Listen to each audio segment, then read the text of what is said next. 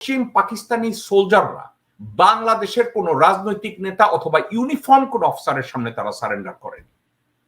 কোথায় সারেন্ডার করেছে? তথাকথিত তথাকথিত আঞ্চলিক বাহিনীর প্রধান ভারতের কাছে তারা আত্মসমর্পণ করেছে। মিত্র শক্তি, মিত্র বাহিনীর প্রধান। কোথা থেকে মিত্র এসে আমি তা জানি না। হিস্ট্রিক্যালি এই মিত্র বাহিনীর কোনো পরিচয় নাই। এই মিত্র বাহিনী তাদেরকে কেন বলা হয়েছে তার কোনো যুক্তি কোথাও নাই। স্বাধীনতার পরে আমি প্রায় বলে থাকি, আমি বিভিন্ন টেলিভিশন ইন্টারভিউতে বলে থাকি, বাংলাদেশের প্রথম জাতীয়তাবাদী নেতা শেখ মুজিবুর রহমান। শেখ মুজিবুর রহমান কোনোদিনই চান নাই ভারতের তাবেদার হয়ে বাংলাদেশকে উনি রান করবেন বা গভর্ন করবেন। উনি এটা চান নাই কখনো, এবং উনি এভাবে স্বপ্নও দেখেন নাই। কিন্তু ইন্ডিয়া যখন টের পেয়েছে যে তাজউদ্দিনকে দাস বানানো যাবে, চাকর বাকর বানানো যাবে, কামরুজ্জামানকে চাকর বাকর বানানো যাবে, মনসুর আলীকে চাকর বাকর বানানো যাবে, সৈয়দ নজরুল ইসলামকে চাকর বাকর বানানো যাবে, কিন্তু শেখ মুজিবুর রহমানকে চাকর বাকর বানানো যাবে না। So they have decided to assassinate Sheikh Mujibur Rahman. এখন শেখ মুজিবকে অ্যাসাসিনেট করার জন্য তারা সেনাপ্রধান বা ডেপুটি সেনাপ্রধানকে তারা কনভিন্স করে না। আমি লাইবেরিয়ার কুয়ের কথা আপনাদেরকে বলেছি, মনে আছে? সেখানে তারা কোনো জেনারেলের সাহায্যই নেয় না। কি করেছে? স্যামুয়েল দো, আর্মির এক সিপাই না বোধহয় সার্জন ছিল, তাকে দিয়ে একটা মিলিটারি কু করে দিয়েছে, ক্ষমতাকে সরিয়ে দিয়েছে। আপনারা জানেন তো? ওকে, এবার বাংলাদেশের দিকে আসেন। ওই সময় কি বাংলাদেশের স্বাধীনতা পরবর্তী 1975-এ বাংলাদেশের অবস্থান কি লাইবেরিয়ার চেয়ে ভালো ছিল আপনারা মনে করেন? বাংলাদেশের অবস্থান কি, বাংলাদেশের রাজনৈতিক নেতৃবৃন্দ এবং তাদের যোগ্যতা কি লাইবেরিয়ার লোকজনের চেয়ে বেশি ভালো ছিল? I don't think so. ওই সময় তারা জুনিয়র কিছু অফিসারদের সাহায্য নিয়েছে। সে জুনিয়র অফিসারদের ভিতরে কর্নেল ফারুক আছে, রশিদ আছে, ডালিম আছে, হুদা আছে, এদের কতজনের নাম বিভিন্ন ভাবে বাংলাদেশিদেরকে ফেক করা হয়েছে যে এরা এদের সাথে জড়িত ছিল। কি হয়েছে পরবর্তীতে? তাদেরকে দিয়ে অ্যাসাসিনেশনটা করা হলো, এবং অ্যাসাসিনেশনটার পরে থেকে আজ অবধি অশিক্ষিত, আনইনফর্ম, অর্ধশিক্ষিত অথবা শিক্ষিত বদমাইশদের থ্রোতে, বুদ্ধিজীবী, তথাকথিত বুদ্ধিজীবী হারামজাদাদের থ্রোতে বাংলাদেশিদেরকে একের পর এক ফিট করা হয়েছে। ইভেন হাসিনা শেখকে দিয়ে বলা হয়েছে এই হত্যাকাণ্ডের সাথে জিয়া জড়িত ছিল। আজ পর্যন্ত আওয়ামী লীগের কোন একটা নেতাকে আপনি বলতে শুনেছেন যে মহান নেতা শেখ মুজিবুর রহমানের হত্যাকাণ্ডের সাথে ভারত জড়িত ছিল? কেউ কি বলেছে? বলে না। এখন বলবে তাদের কাছে এমন কোনো প্রমাণ নাই। প্রমাণ আছে, কারণ আপনারা প্রমাণটা খুঁজে পেতে চাননি। এর জন্য আওয়ামী লীগের কোন একজন নেতা, ইনক্লুডিং হাসিনা শেখ, রেহানা শেখ এবং তার পিন্ডিকা পাঁচটা, এদের কাউকে দিয়ে আজ পর্যন্ত বলানো সম্ভব হয়নি যে শেখ মুজিবুর রহমানের হত্যাকাণ্ডের সাথে ভারত প্রত্যক্ষ এবং পরোক্ষভাবে জড়িত। কত দুর্ভাগ্য!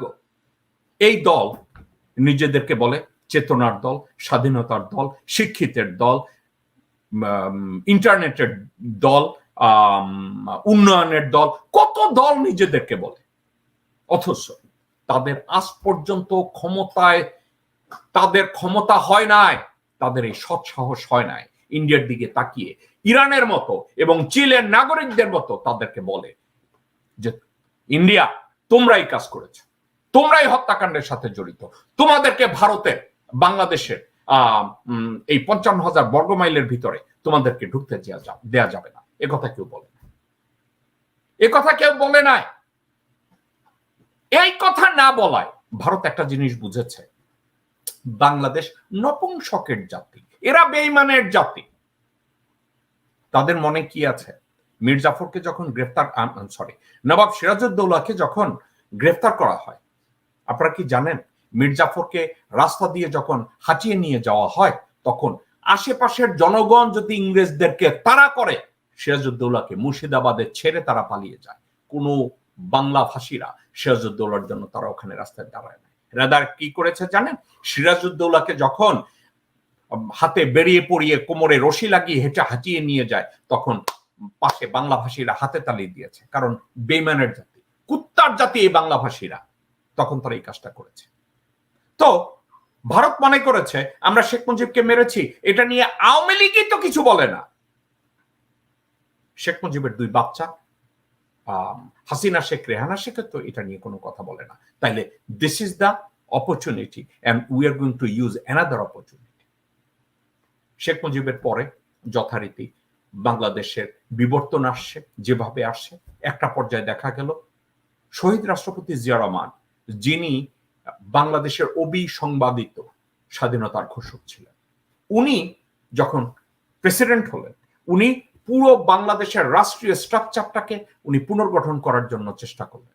উনি সার্বিকভাবে বাংলাদেশকে নতুনভাবে পৃথিবীর সামনে বাংলাদেশকে তুলে ধরলেন, বাংলাদেশের উন্নয়ন করলেন, বাংলাদেশের পররাষ্ট্র নীতিকে ঢেলে সাজালেন, অর্থনীতিকে ঢেলে সাজালেন, শিক্ষানীতিকে ঢেলে সাজালেন, বাণিজ্য নীতিকে ঢেলে সাজালেন, ধর্মনীতিকে ঢেলে সাজালেন এবং গণতন্ত্রকে আবার তিনি উজাড় করে সবার সামনে ছুঁড়ে ফেলে বললেন, এবার তোমরা সবাই মিলে রাজনীতি করো, দেশ করো।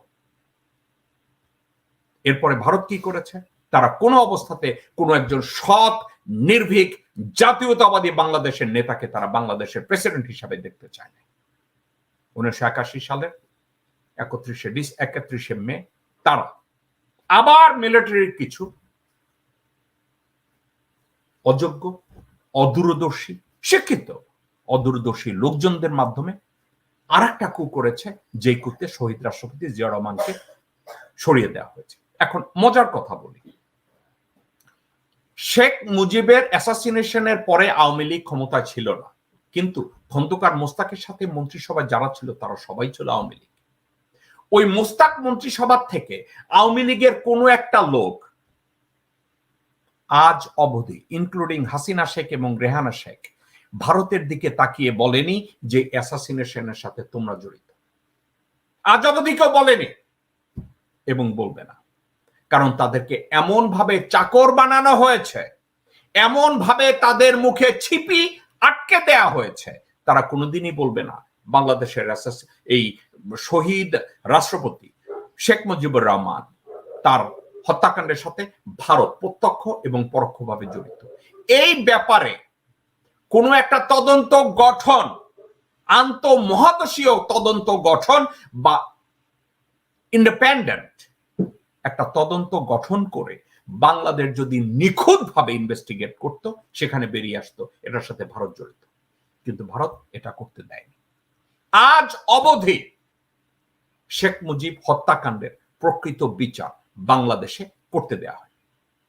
এবার আসি শহীদ রাষ্ট্রপতি জিয়া রহমানের ক্ষেত্রে, তাকে তারা এভাবে দুনিয়া থেকে সরিয়ে দিয়েছে।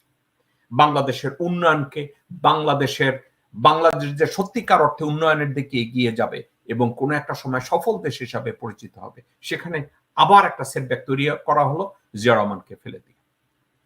এখন জিয়া রহমানের হত্যাকাণ্ডের পরে সাত্তার সাহেব ক্ষমতা ছিলেন, বিএনপি ক্ষমতা ছিল, কিন্তু আজ অবধি বিএনপির কোন নেতা, including Begum Khaleda Zia, including Tarique Zia, including Zia Rahman সাহেবের আরেক ছেলে ছিল আরাফাত রহমান কোকো, এরা কেউ কোনোদিন ইন্ডিয়ার দিকে তাকিয়ে বলেনি যে তোমরা আমার বাবাকে খুন করেছ। বিএনপির কোন একটা নেতাকে বলতে শোনা যায়নি যে জিয়া রহমানের হত্যাকাণ্ডের সাথে ভারত প্রত্যক্ষ এবং পরোক্ষভাবে জড়িত ছিল। কিন্তু একটা জিনিস এই কুশিক্ষিত, অশিক্ষিত দালাল এদেরকে দিয়ে একটা কথা বলানো হয়েছে।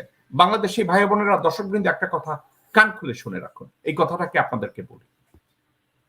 বাংলাদেশকে আন্তর্জাতিকভাবে আন্ডারমাইন করার জন্য যতগুলো কথা তৈরি হয়েছে, প্রত্যেকটা কথা তৈরি হয়েছে ভারতে। যেমন ভারত বলেছে বাংলাদেশ, বা আমেরিকা পররাষ্ট্রমন্ত্রী হেনরি কিসিঞ্জার নাকি বলেছে বাংলাদেশ বটমলেস বাস্কেট, অর্থাৎ তলাবিহীন ঝুড়ি। ডক্টর হেনরি কিসিঞ্জার অন্য কারোর সাথে না, আমার সাথে পার্সোনালি আমি একটা ওই সেমিনারে অ্যাটেন্ড করে আমি তাকে জিজ্ঞাসা করার সুযোগ পেয়েছিলাম। ডক্টর হেনরি কিসিঞ্জার নিজে বলেছে এ ধরনের কনভারসেশন উনার মুখ থেকে বের হয়নি।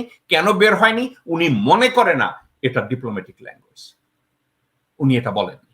কিন্তু বাংলাদেশিদেরকে আন্ডারমাইন করার জন্য ইন্ডিয়া এই কথাটাকে চাপিয়ে দিল আমাদের উপর। কিভাবে?